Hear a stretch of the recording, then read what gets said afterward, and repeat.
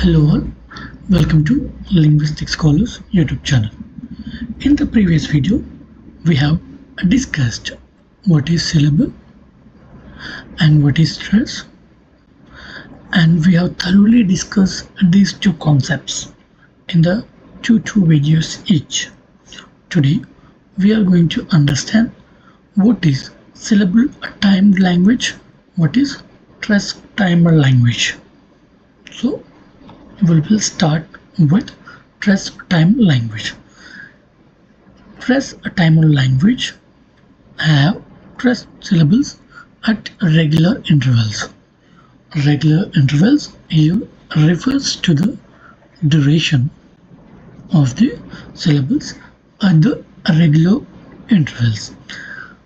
This means that the time between one stressed syllable and the next stressed syllable is roughly same. It means, let's say there is one stressed syllable, okay, and after 1 second you are going to get one more stressed syllable. After 1 second you are going to get one more stressed syllable. It does not matter how many unstressed syllables are present in between. It may be 1, it may be 2, it may be 0 as well, but the duration between the stressed and the next stressed syllable remains same.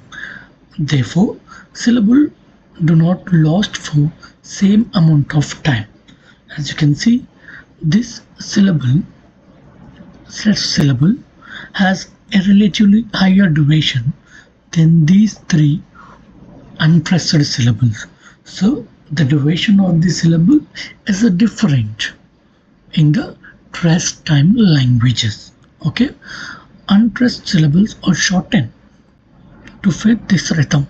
As I said, that whenever there is a difference in the duration of stressed and unstressed syllables, the unstressed syllables are sometimes shortened to fit this rhythm in the stress-time languages. Therefore, there is a usual vowel reduction because we saw some words faster. So whenever I say we usually shorten to fit this rhythm in the stress-time language, I'm referring that the vowels are reduced. As a result, we see some syllables are faster relatively compared to the stressed syllables. Not only a reduction we do in this process, we also contrast the unstressed syllables. We do elision and other weak formations processes. As you can see here, this is a stressed syllable, this is a stressed syllable, and this is a stressed syllable. Here, between the duration between the stressed syllables is a same. Let's say for our convenience 0.2 seconds, 0.2 seconds. The gap between the stressed syllables remains same, but in the first two stressed syllables there is one unstressed syllable, okay, and this duration is same. But here in this case, in the same duration, three unstressed syllables have been pronounced. It means there may be a vowel reduction, there may be a shortening of the syllables to fit this rhythm. Such type of languages are called as stress-timer languages. And the one more is syllable-timer languages. In these, each syllable lasts more or less the same amount of time. It does not matter if the syllable is stressed and unstressed. In these type of languages, the duration of the syllables remains same, irrespective of whether it is stressed or unstressed. As you can see here, this is stressed, this is unstressed, this is stressed, this is unstressed, this is stressed, and this is unstressed. But the duration of stressed and unstressed syllables remains same. These syllable stressed languages are Spanish, French, Italian, Turkish, Mandarin, Cantonese, Korean.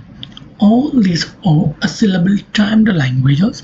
They do not account for the stress for the duration of the syllable. In general, these languages do not have vowel reduction. As we have seen in the stressed-timed languages, there is a vowel reduction because where there should be a same gap, a same duration of the stressed syllables.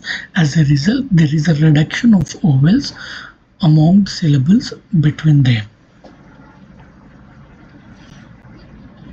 And these two are very important for the UG Senate examination. They repeatedly asking questions from syllable-timed languages and the stressed-timed languages. And I have forgot to talk about the syllabification and desyllabification in my previous lecture. As a result, I'm giving here these concepts. We already come across and we have discussed in the previous video about syllabic consonants, right? And that process of consonant becoming a syllable is known as syllabification. It's nothing but process whereby the consonant comes to occupy the position of a nucleus of a syllable. So, as we all know the structure, right, of the syllable: onset, rhyme, nucleus, and the coda. So, onset and coda contains a consonant and the nucleus contains the vowel. But when this vowel is replaced by the consonant, okay, and this process is called syllabification. And what is desyllabification? When an vowel or a syllabic consonant become non-syllabic. In many languages that do not permit a sequence of two vowels, one of the vowels may become non-syllabic. Least sonorant vowel changes to a semi-vowel. As I have given here example, here you can see two vowels are next to each other. As a result, the E become A. The vowel which is in the nucleus position become a consonant A. Okay, and this process of vowel or the syllabic consonant become non-syllabic. It means it is not occupying the position of the nucleus in the syllable structure. Then this process is called as desyllabification. And this is for today's video. And the most important concepts are stressed-timed languages and syllable-timed languages, syllabification and desyllabification. They tend to ask repeatedly questions from these chapters, from these concepts. So please read and watch this video and make notes. Okay, and do subscribe to our channel. If you have any questions with respect to the concepts in linguistics and the plain linguistics and your research proposal, you can write to netjrfscholars@gmail.com. Please subscribe to our channel for more interesting videos in linguistics and applied linguistics.